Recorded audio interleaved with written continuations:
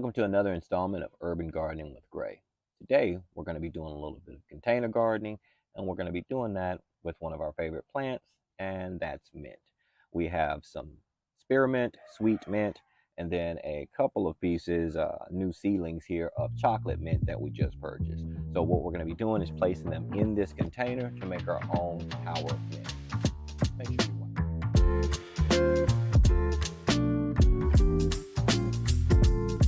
Now the first thing that I'm doing here is just going to break down this stackable, take these layers off of the top. I want to actually kind of go through this soil. This soil is soil that I've had in here since last season, but I want to refresh it a little bit and pull out any weeds that might have shown themselves. So I'm going to go through and clean this up a little bit. Also, this stackable, I will make sure to put the link in the description. I actually just purchased this on Amazon last season and haven't really found anything that I wanted to really use it for. So this is going to be a great opportunity to use the stackable with a very special plant. And by special, I mean very invasive plant. So because if you haven't watched my previous videos, remember, mint is highly invasive. So the best way to garden with mint and use mint is container gardening. Because if you put it out in your main raised beds or anything of that nature, it will consume whatever container it's in. So I'm going to put it in a container by itself. So before I begin with transplanting my mint, all I'm doing right now is actually just kind of revitalizing this older soil by adding in some compost and a little bit of fertilizer. The thing about it with mint, it's actually not really necessary because mint is such a durable plant. It's not really something that you need. It basically doesn't have any real requirements when it comes to soil. I mean, there are some, but I mean, it can endure just about anything.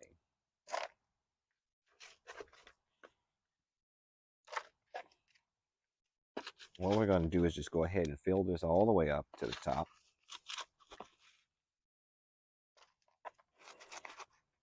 So we're just going to go ahead and keep filling our soil up here to the top so we have a nice base layer to work from.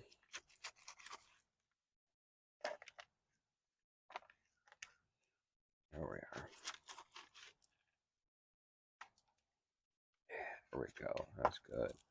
Now, the plants that I'm going to be using is I'm going to take first this first layer. This is a propagation. Check out those roots there. This is actually a water propagation of some sweet mint. So I'm going to take this sweet mint and I'm going to actually start it down here. And I'm going to, before I add in my roots into the soil, I'm just going to slowly slide them up out. Look at that. That is a root system there. And if you're looking for this bottle that I have here, this is actually just a bottle that I purchased from the Dollar Tree for $1.25. I love propagating in it. Check out how long those roots are. So what we're going to do is we're going to put that root system down off of here. Before I do, I'm going to add a little bit of root hormone to help with the transition and the shock. And I'm looking around because with my scatterbrain self, I don't know what I did with my root hormone. So I might need to find that. But I'm going to add a little root hormone just to kind of help it out because these roots, since they came out of water, they're a little bit softer, a little bit weaker. They're not as strong as your roots that will be coming out of the soil. They have no resistance. They have nothing to push through. So they're going to be a little bit weaker. And so to help out with that shock, even though mint is a strong plant, to help out with that shock, I'm going to add a little bit of root hormone. Just lay those down there while I go find my root hormone. Using root hormone is a way of being able to stimulate the roots to grow once you transition them from the water into the soil. But a cheaper method of being able to do that is just by trimming the edge of the roots before you place them in the soil. It'll have the same effect. And wow, we found it. Well, I tell you, my mind is a terrible thing to waste. So now what we're going to do, we finally have our rooting hormone.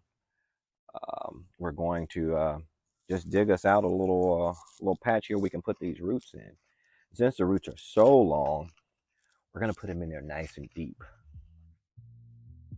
Give them room to travel more and stretch out and grow. And we're just gonna see, let's see here what I got. I have the main root system here. Just kind of pull them apart a little bit. I have several runners coming off of the main stalk, but unfortunately this is all still one plant. And I could separate them, but I have more than enough propagations, so why separate? Let's keep them all in the family. Put my root system down off there. See if I can spread them out a little bit. Remember, they've been growing in a bottle. I don't want these roots to wander, because as they wander, those rhizomes are going to make more runners pop up.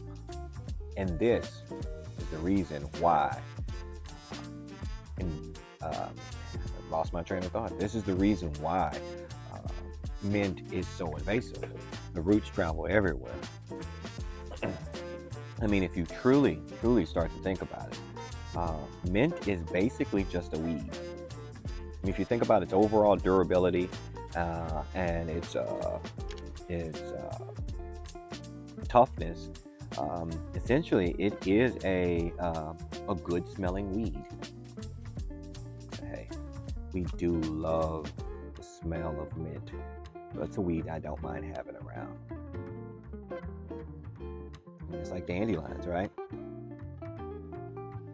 You have a rose plant or something like that, the wrong kind of water and it'll wilt on you.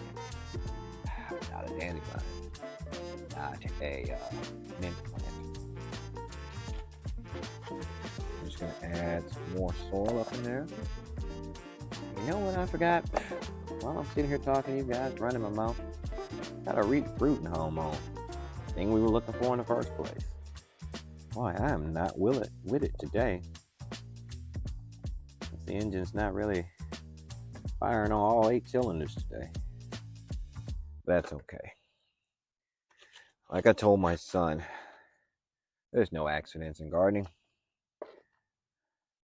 We're just gonna keep on planting. Or maybe it's a happy accident. I'm not sure. What I'm gonna do is I'm gonna let this plant just kind of hang out to the side, because eventually once it stands up, I want it to kind of stand up and go along with the tower. So now that we got a base layer, we're going to rinse and repeat and do the same thing with our next stackable. Now, if you want to skip ahead and just watch the final end, you can do that, but why not stay and go on this journey with me? That's why we're here, right? Spend our time together, planting plants together, right? While I make a mess, get dirty. That's why we're here, right? If you ain't getting dirty, you ain't doing it right. That's what my buddy over at Urban Harvest says. If you haven't checked out his channel, definitely go check him out. I mention him a lot because we talk daily. He's a really good friend. Alright, just gonna leave our base layer of rocks inside this time, those drainage rocks. And again, mint is super strong, durable. It doesn't really need the drainage rock, but it's just something I prefer. Kind of a habit I've developed over time. So now I'm gonna bring in my second propagation. As you can see, we had a couple of leaves kind of fall off and wilt on this one, but again, very strong root system and got some runners already growing, so it'll be a good prime suspect. And those roots nice and hardy. Place this one down, and we're going to remember our rooting hormone this time. Give it a little sprinkle tap. This stuff is expensive. I don't use a whole heap of it. And fill in our soil.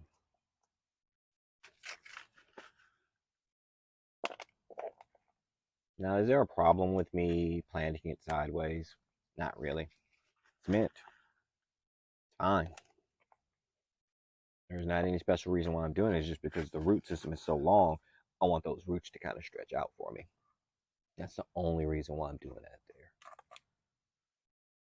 there. Okay. Just recently, I had a question about a propagation that I did yesterday from a subscriber, and they were asking if when I make my cuttings, if I allow the cuttings to calcify, or not calcify, but callus over before I place them in water. And I respond to them, not so much. Usually with your herbs, you don't really have to, especially if it's an herb that grows well in water.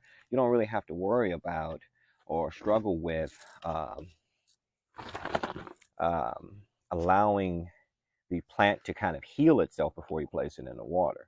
And again, with mint or sage or even your thymes, they propagate, and your basil as well, they propagate so well in water that it's not really an issue. It's a non-issue. It's not like something like with your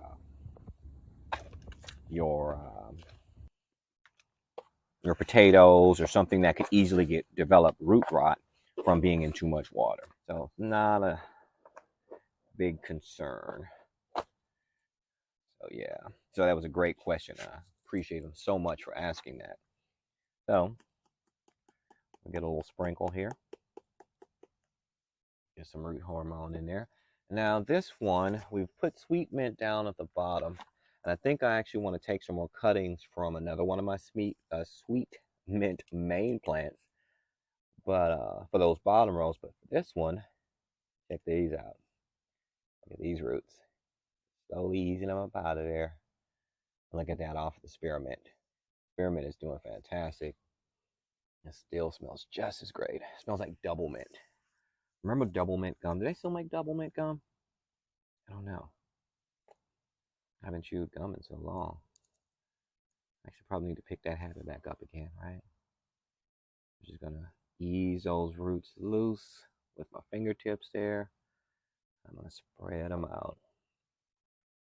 And again, I'm just gonna bring it up over here on the side.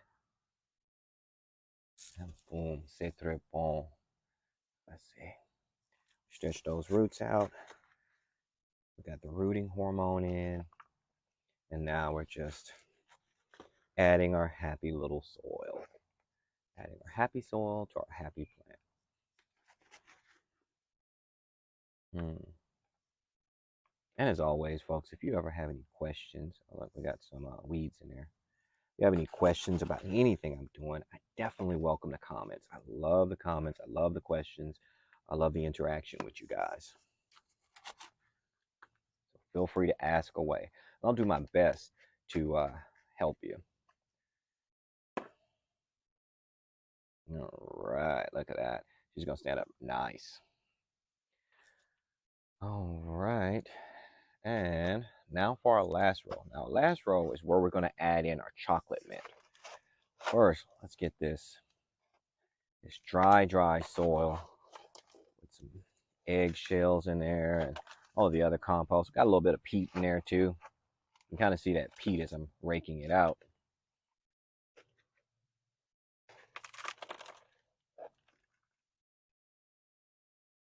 Let's see. Just shovel all of that out of there. Heck, I don't even know if you guys can see me. Stack that up here. And then we got our next layer for our tower, and we're going to mix it back in with our compost and our fertilizer mix. Just kind of refresh that. I'll probably end up adding a little water to this too. It's a little dry.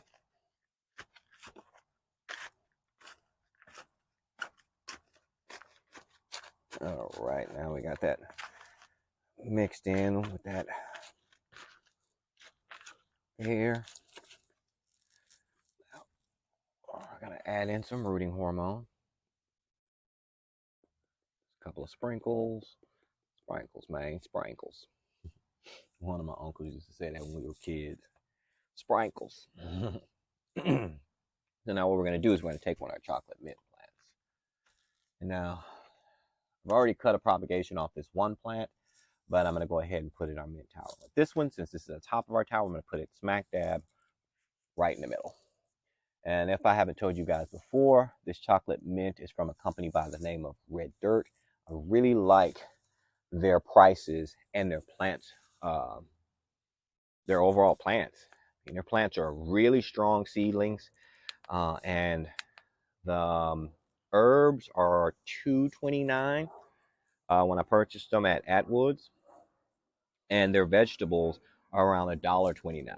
So as far as the cost of seedlings, it's actually a really good price.